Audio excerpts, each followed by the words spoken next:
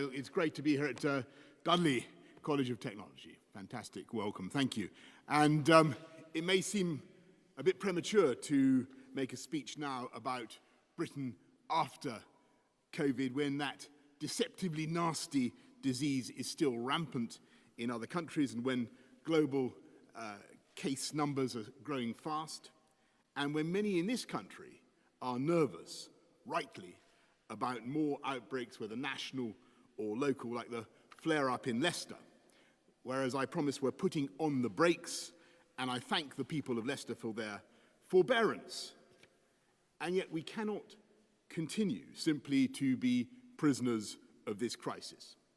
We're preparing now, slowly, cautiously, to come out of hibernation, and I believe it's absolutely vital for us to set out the way ahead so that everyone can think and plan for the future, short, medium, and long term. Because if the COVID crisis has taught us one thing, it's that this country needs to be ready for what may be coming, and we need to be able to move with levels of energy and speed that we have not needed for generations.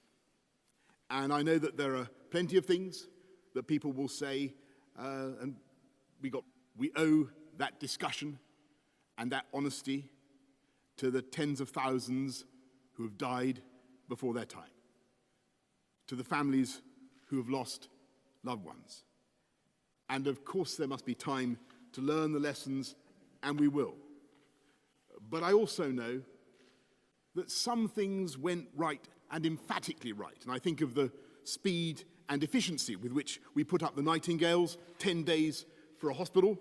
I think of the drive and inventiveness of the British companies who rose to the ventilator challenge with 3 brand new production lines called into being within the space of 8 weeks, with a new model of ventilator developed in March and granted regulatory approval in weeks, and 9,500 of them now made. I pay tribute to the pace at which Oxford University managed to perform the trials for dexamethasone, the world's first demonstrably life-saving treatment for the disease. I'm in awe of the problem-crunching fury with which HMRC and the Treasury created the furlough scheme and all the other means of support. World-leading standards of protection for jobs and incomes set up in a matter of days. There were brilliant and determined individuals who more than rose to the challenge of this crisis. There were thousands and thousands who put their hearts and souls into it. And yet our debt is not just to them, it's not just even to the devotion and the love of the NHS and the care workers who saved so many lives, including my own. There was one big reason, in the end, that we were able to avert a far worse disaster, and that was because the whole of society came together to make a sacrifice on behalf of those who might be particularly vulnerable, particularly the elderly. We all knew when we went into lockdown that there would be huge economic costs, and we could see what would happen, and yet we did it. The United Kingdom, in a display of solidarity not seen since the Second World War. And so today, we must combine that energy and drive with that concentrated burst of collective willpower that protected the NHS and controlled the virus and saved literally hundreds of thousands of lives. And we must work fast, because we've already seen the vertiginous drop in GDP, and we know that people are worried now about their jobs and their businesses, and we're waiting as if between the flash of lightning and the thunderclap, with our hearts in our mouths, for the full economic reverberations to appear. And so we must use this moment now, this interval, to plan our response and to fix, of course, the problems that were most brutally illuminated in that COVID lightning flash. The problems in our social care system, the parts of government that seem to respond so sluggishly, so that sometimes it seemed like that recurring bad dream when you're telling your feet to run and your feet won't move. And yet we must also go further and realize that if we are to recover fully, if we're to deal with the coming economic aftershock, then this COVID crisis is also the moment to address the problems in our country that we have failed to tackle for decades. Because it's one of the most extraordinary features of the UK, in so many ways the greatest place on earth, that we tolerate such yawning gaps between the best and the rest. We have some of the best and most productive companies in the world, and yet we are not as nationally productive as many of our global competitors. We have the world's most brilliant medical minds, the world's best pharmaceutical companies. Our doctors, our treatments are the best in the world. And yet we have so many millions who have to wait for too long to see their GP, even before the new waiting lists produced by the crisis. We have umpteen fantastic, globally outstanding universities. And yet too many degree courses are not now delivering value, and for a century we've failed to invest enough in further education and give young people the practical training and further education they need. We have a capital city. London was, is, will be, in so many ways, the capital of the world.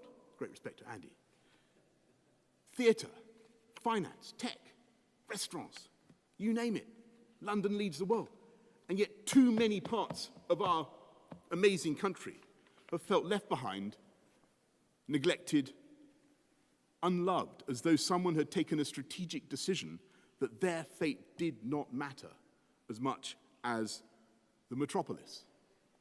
So I want you to know that this government not only has a vision to change this country for the better, we have a mission to unite and to level up. And it's the mission on which we were elected last year, and we have a plan. And in advancing that plan now, I just serve notice that we will not be responding to this crisis with what people call austerity. We're not going to cheese-pear our way out of trouble, because the world has moved on since 2008.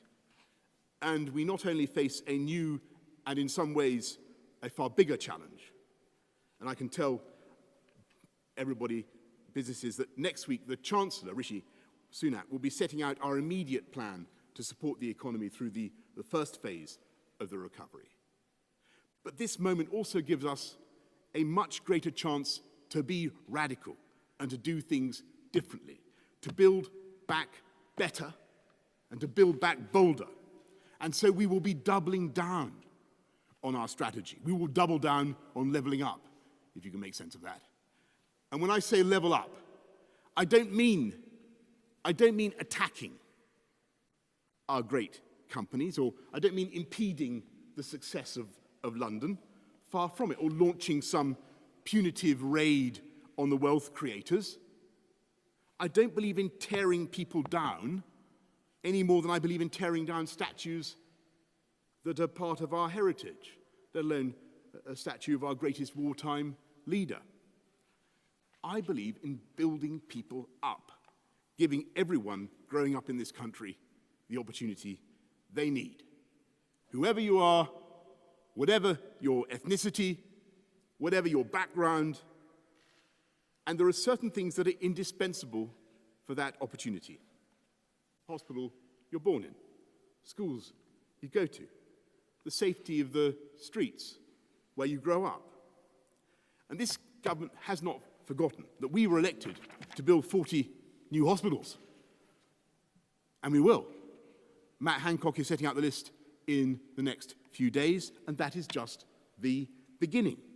We will continue and step up the biggest ever programme of funding the NHS. And we won't wait to fix the problems of social care that every government has flunked for the last 30 years. We will end the injustice that some people have to sell their homes to finance the cost of their care while others don't. And we're finalising our plans, and we will build a cross-party consensus. We want to look after those who have looked after us. And at the same time, we will build the foundations now for future prosperity, to make this country a Britain that is fully independent and self-governing for the first time in 45 years, the most attractive place to live, to invest, to set up a company, with the most motivated and highly skilled workforce. And so we're investing massively now in education, with over £14 billion for primary and secondary education between now and 2023. And today, with a new 10-year school building programme, beginning now with £1 billion for the first 50 schools, and a vast £1.5 billion programme for refurbishing our dilapidated FE sector, dilapidated in many places, not here, of course, because it's time that the system recognised that talent and genius are expressed as much by hand and by eye as they are by a spreadsheet or an essay. So when I say unite and level up, when I say build up people and build up talent, I want to end the current injustice. That means a pupil from a London state school is now 50% more likely to go to a top university than a pupil from the West Midlands. And that is not only unjust, it is such a waste of human talent. We will unleash the potential of the entire country. And that means basic things, cracking down, again, on the crime that blights too many of our streets and too many lives. And we'll get on with our plan to recruit 20,000 more police officers. We've already found 3,000, already recruited 3,000. And I thank the police again for everything they're doing and have done in this crisis. And we will back our police all the way and give our justice system the powers we need to end the lunacy that stops us, for instance, deporting some violent offenders, just as we've already stopped the automatic early release of terrorists. We'll make this country safer. We will build the hospitals, build the schools, the colleges, but we will also build back greener and build a more beautiful Britain. We will protect our landscape with flood defences and plant 30,000 hectares of trees every year, creating a new patchwork of woodlands to enchant and re-energise the soul. And in those towns that feel left behind, we have plans to invest in their centres, the new academy schools, new green buses, new broadband, and we want to make them places where people have the confidence to stay, to raise their families, to start businesses, and not to feel that all the action is in the cities or in the metropolis. And yet, I don't think that this crisis has ended the desire or the need to move around swiftly and efficiently. We've all, or many of us, been learning the wonders of Zoom and MS Teams and the pleasure of muting and unmuting our colleagues at key moments. But we still need to travel.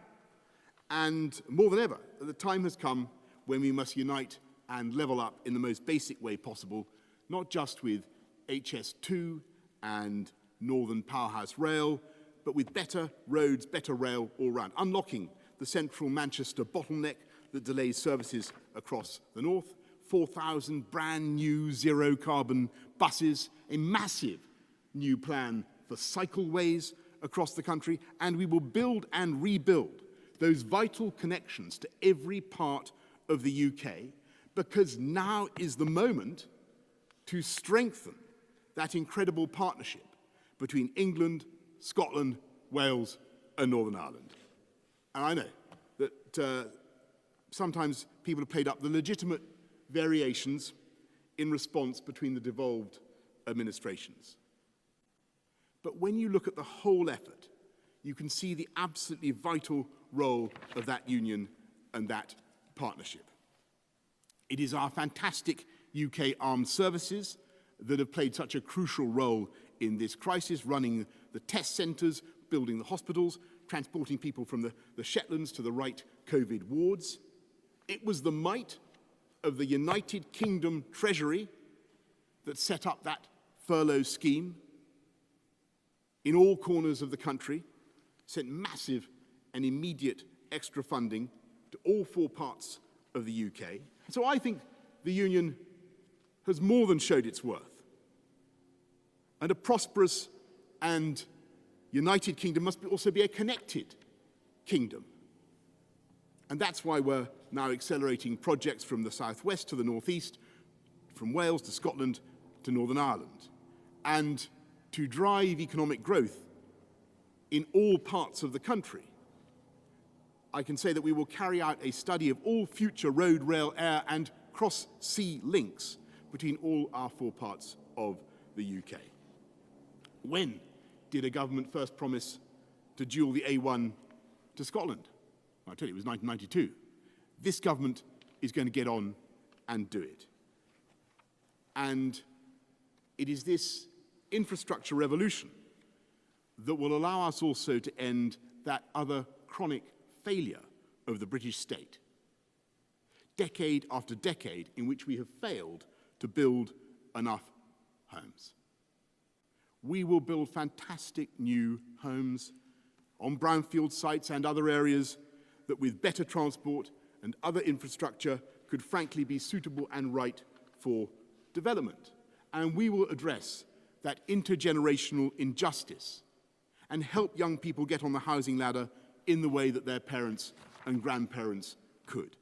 And it's to galvanize this whole process that this government will shortly bring forward the most radical reforms of our planning system since the end of the Second World War.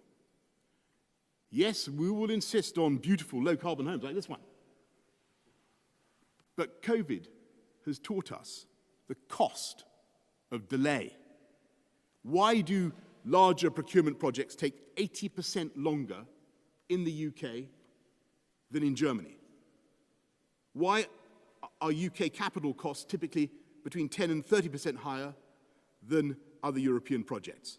Why is HS2, transformational though it will be, going to cost us the equivalent of the GDP of Sri Lanka? Why are we so slow at building homes by comparison with other European countries? In 2018, we built 2.25 homes per 1,000 people. Germany managed 3.6, Netherlands 3.8, France 6.8. I'll tell you why. Because time is money. And the newt counting delays in our system are a massive drag on the productivity and the prosperity of this country. So we will build better and build greener, but we will also build faster. And that's why the Chancellor and I have set up Project Speed to scythe through red tape and get things done. And with every home we make, every mile of full fibre broadband that we lay, every flood-defending culvert that we dig, with every railway station, hospital or school that we build, we will of course be tackling the next wave of this crisis by helping to create thousands of high-paid, high-skilled jobs. Because we know in our hearts that the furloughing cannot go on forever. And as the economy recovers, we also know that jobs that many people had in January are also not coming back, or at least not in that form. And we know that that's the biggest and most immediate economic challenge that we face. And so we will also offer an opportunity guarantee so that every young person has the chance of an apprenticeship or an in-work placement so that they maintain the skills and confidence they need to find the job that is right for them. I'm conscious, as I say all this, that it sounds like a prodigious amount of government intervention. It sounds like a New Deal. And all I can say is, if that is so, then that is how it's meant to sound and how it's meant to be. Because that is what the times demand. A government that is powerful and determined and that puts its arms around people at a time of crisis, that tackles homelessness, the inequalities that drive people to food banks, because it's time now not just for a New Deal, but for a fair deal for the British people. And we can do all this now, partly because of the prudent management of the economy in the last 10 years, but also because we're planning to invest now when the cost of borrowing allows it and when the returns are greatest, because that is the way, both now and in the medium term, to drive the growth, to fuel the animal spirits and the long-term business investment on which our future prosperity depends. My friends, I am not a communist. I believe it is also the job of government to create the conditions for free market enterprise. And yes, of course, we clap for our NHS. But under this government, we also applaud those who make our NHS possible. Our innovators, our wealth creators, our capitalists, our financiers. Because in the end, it's their willingness to take risks with their own money that will be crucial for our future success. This is Dudley, the birthplace of Abraham Darby, who massively accelerated the Industrial Revolution by using coke instead of charcoal to produce pig iron. It may not sound like it, but actually coke was the green option. Still is, probably, compared to charcoal. And today, Dudley remains at the cutting edge of green technology that is increasingly driving the whole of the UK economy. It was here, in Dudley, in 2011, that a company called Westfield produced the world's first commercially viable electric racing car. And the whole of the West Midlands is now a global centre of battery technology. And you're going further, as I've seen with the Institute of Technology that you're setting up just down the road. Batteries for EVs, and that's the vision of Mayor Andy Street. And we will back that vision. This government will back that vision. This is a government that backs Britain and believes in British innovation. And this summer, we will be creating a new science funding agency to back high-risk, high-reward projects. Because in the next 100 years, the most successful societies will be the most innovative societies.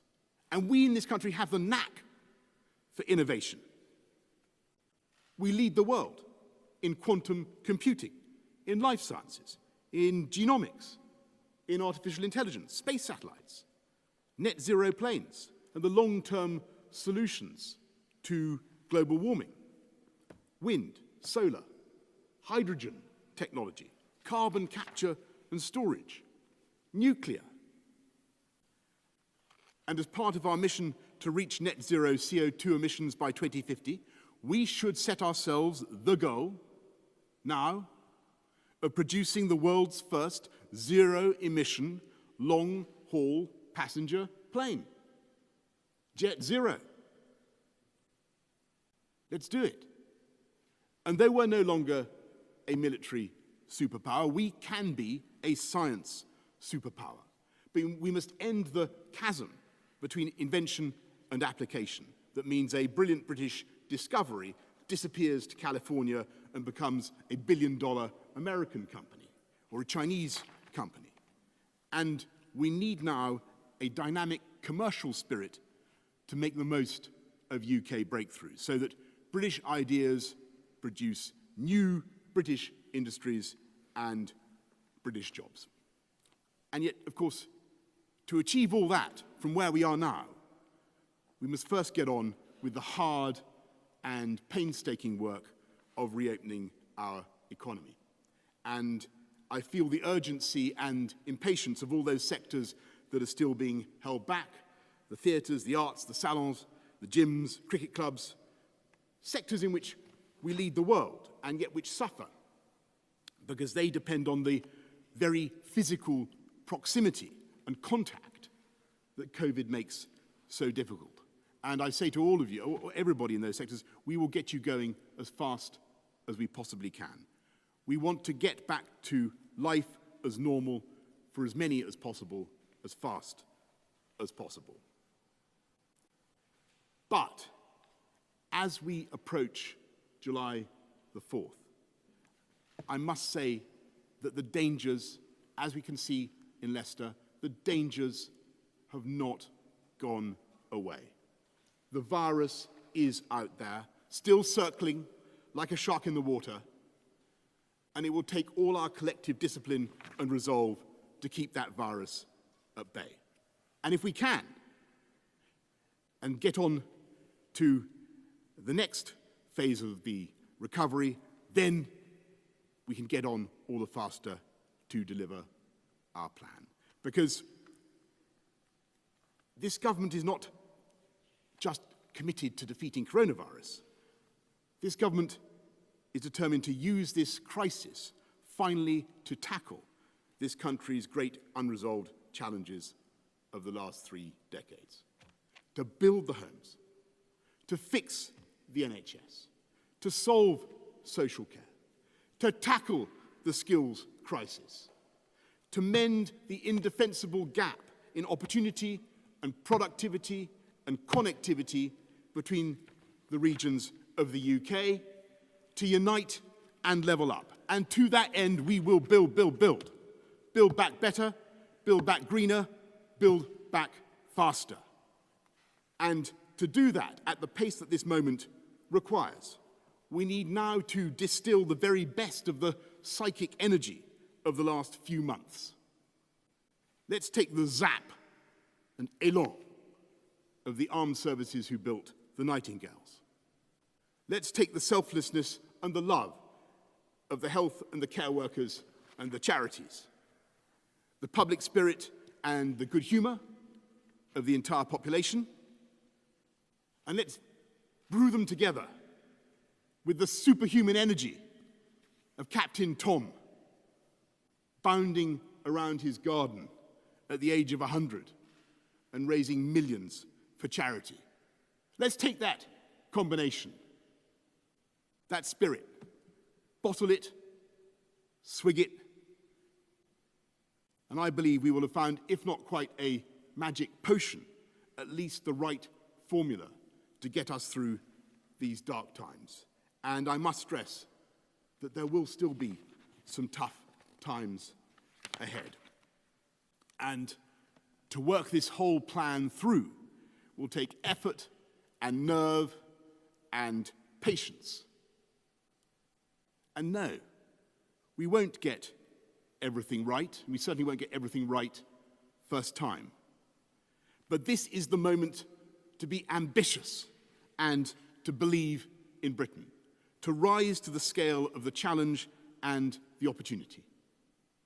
If we deliver this plan together, then we will together build our way back to health, and we will not just bounce back, we will bounce forward, stronger, better, and more united than ever before. Thank you all very much.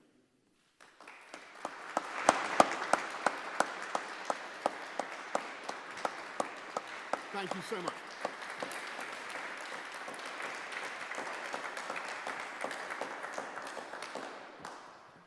Thank you very much. I think we're going to go now to some questions from our friends in the media, and we're going to go first to Laura Koonsberg of the BBC. Thank you very much, Prime Minister. Good morning. You've set out a very long list of promises and ambitions, but the economy is falling off a cliff, and what the government's promised today amounts to less than £100 per person in order to try to fix the very many things that you have talked about. How does that remotely match your rhetoric?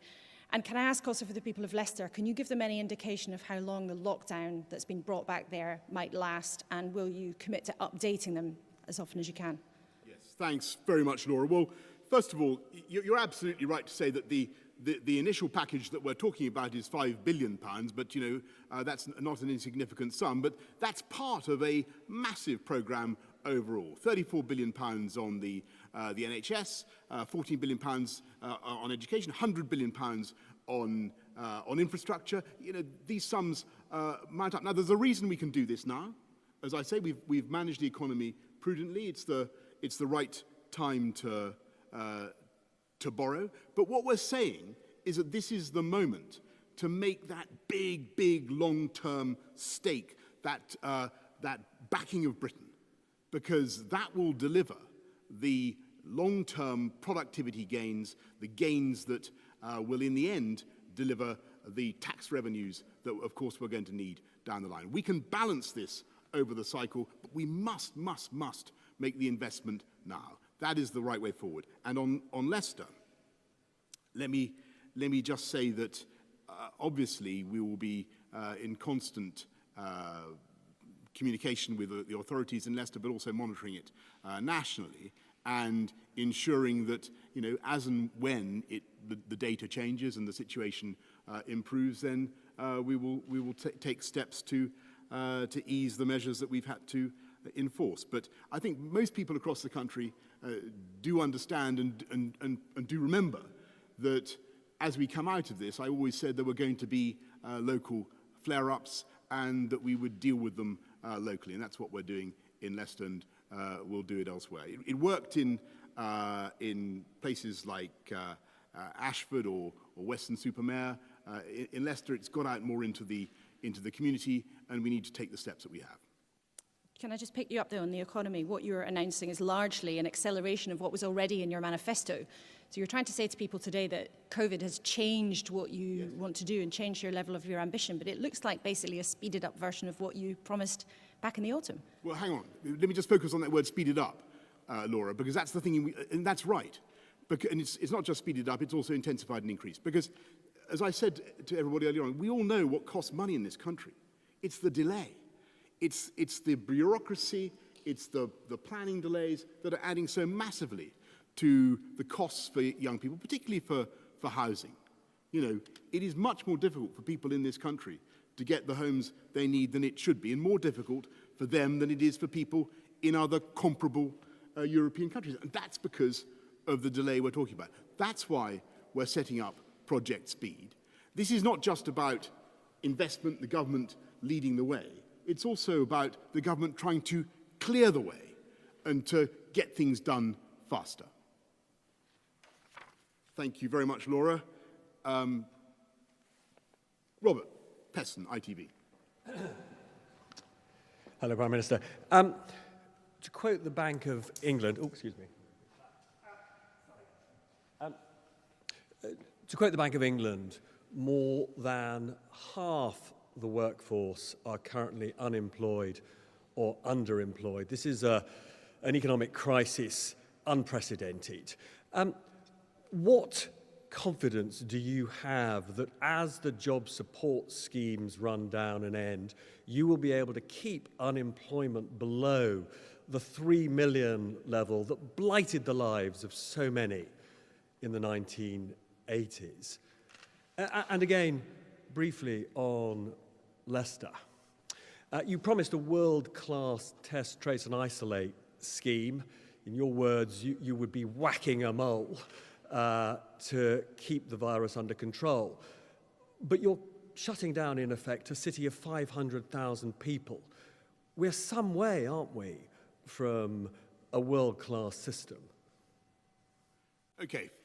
First of all, Robert, on Leicester, I always made it very clear that we would take, steps, draconian steps, if necessary, to put on the brakes and to deal with problems as they flared up. We've got a problem in Leicester, and I thank the people of Leicester for their forbearance, and they're going to have to wait a little bit longer. They're going to have to go through another period of restrictions. But I think everybody can see why that's sensible, and that's what we're going to do. We've always said we were going to operate on that basis. And our testing system actually is, we're testing now almost double per head what most other European countries are doing. We've got a testing capacity of 280,000 a day, and testing is a huge part of that whack-a-mole strategy, and will continue to be intensified. On unemployment and the future for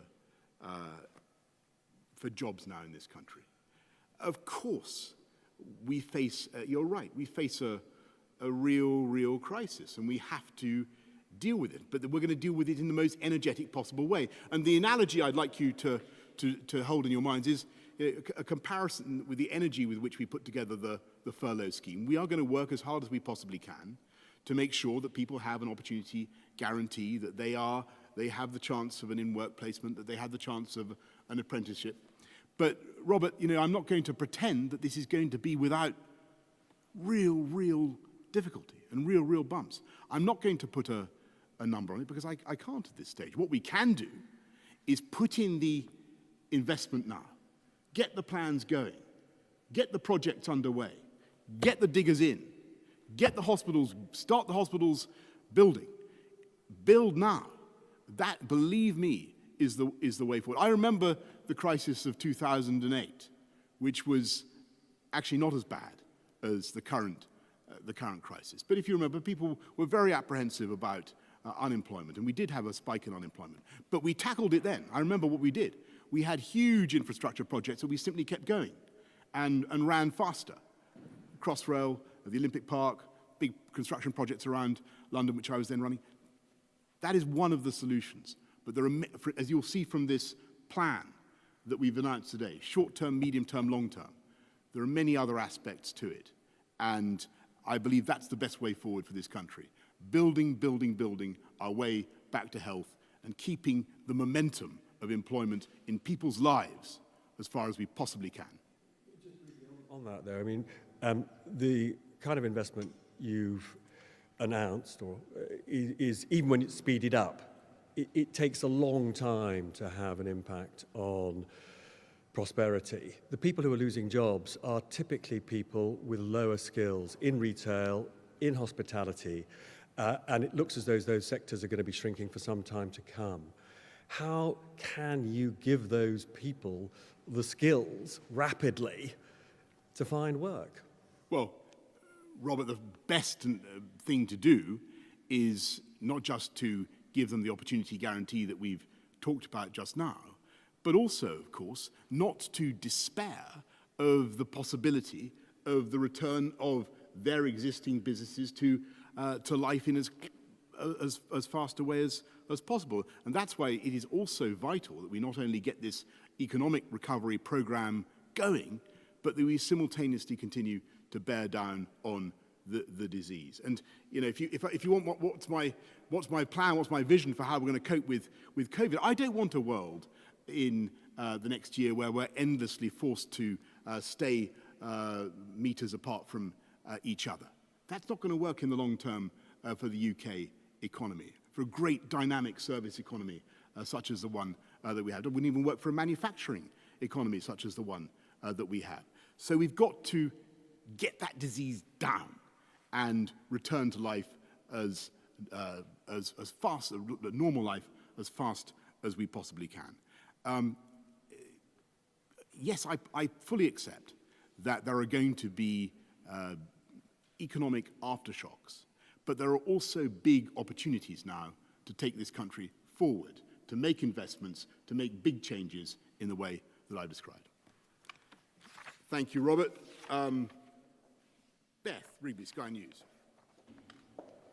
Thank you. Prime Minister, you talked about people having their hearts in their mouths as we wait for the economic reverberations of COVID. And millions of people will be watching this speech and they've got their hearts in their mouths about their jobs. 9 million people have been furloughed, 3 million in the hospitality sector. 9 million is over a quarter of the current workforce. You're talking about build, build, build. What about jobs, jobs, jobs, and jobs now? And I've got 2 questions on that. One is, will you extend the furlough scheme beyond September for certain sectors? And just to go back to the New Deal and Roosevelt, his works program created 4 million jobs in the US. You said you can't put a number on what level of redundancies we might see. Can you actually give us a number about what your plan means in terms of actual jobs being created? Well, no, because we don't yet know what the full economic impact is going to be. But certainly the furlough scheme runs on to October, and we will do everything we can to get this economy moving. And I think what we've set out is the most radical, boldest and most ambitious vision for investment in the infrastructure and the public services of this country that I can think of in my political lifetime. But it's also the building of the platform.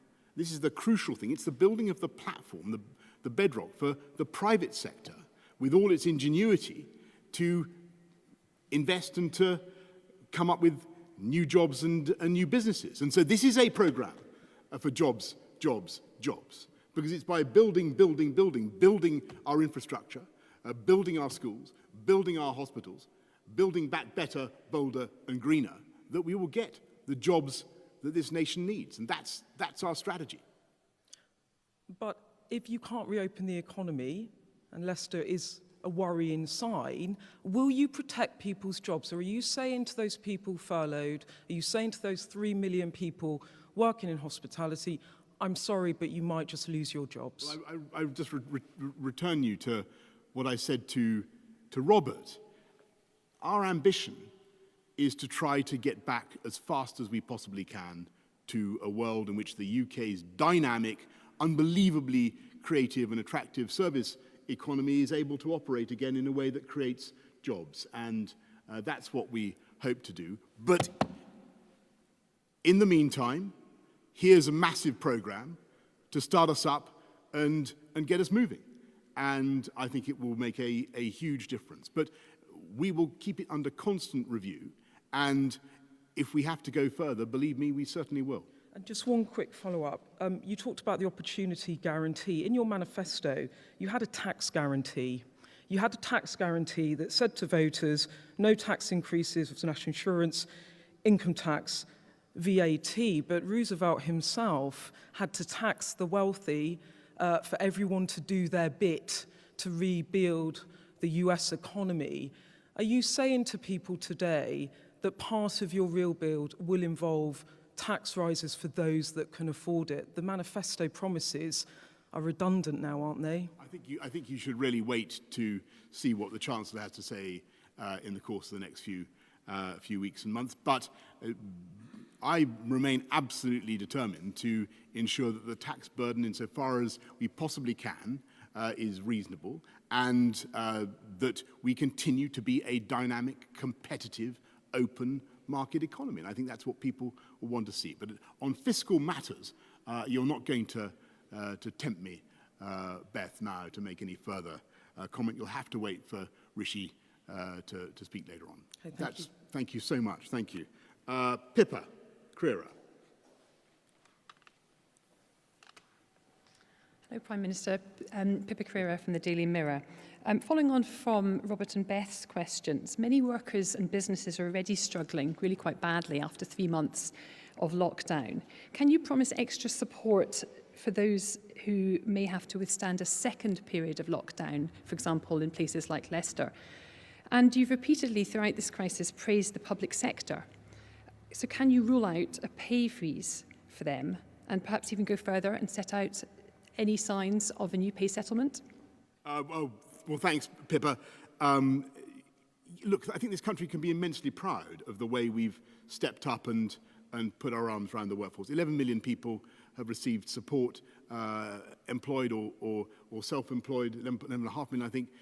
22 billion pounds on the furlough scheme alone, 26 billion in bounce-back loans, huge sums in grants have gone out of the Treasury at incredible speed.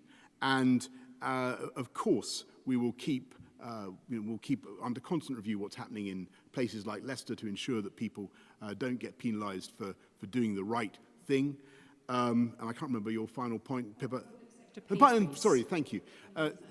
Well, there will, of course, we'll be looking at the independent public sector pay review body and seeing what they what they say. But I'm very proud, for instance, that under this government we've had a 12.5% increase in pay for nurses alone since 2018. And we believe in that. We believe in that investment. This government's making the biggest ever investment in the NHS. Starting salary for teachers, we're putting at £30,000. This is a very, very ambitious government that believes in investing in public services. Can I just also ask very quickly on behalf of some colleagues that weren't able to be here? China's passed a draconian security law giving powers over Hong Kong, which obviously deepens fears over the city's freedoms. Your Foreign Secretary said that it cannot be business as usual anyway with China after the COVID crisis.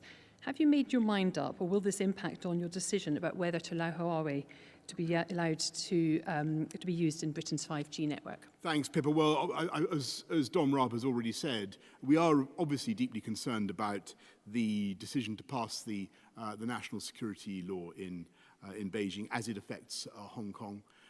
We will be looking at the law very carefully. We will want to scrutinize it properly to understand whether it's in conflict with the joint declaration between the UK and China. And we'll be setting out our response in due course. You'll have heard what I've already said, Pippa, about our duty to the BNOs in Hong Kong. And on Huawei and other matters, the position is very, very simple. Look, I'm not going to get it drawn into Sinophobia, because I'm not a Sinophobe. On the other hand, I do want to see our critical national infrastructure properly protected from vendors, hostile state vendors. So we need to strike that balance, and that's what we'll do. Thank you very much.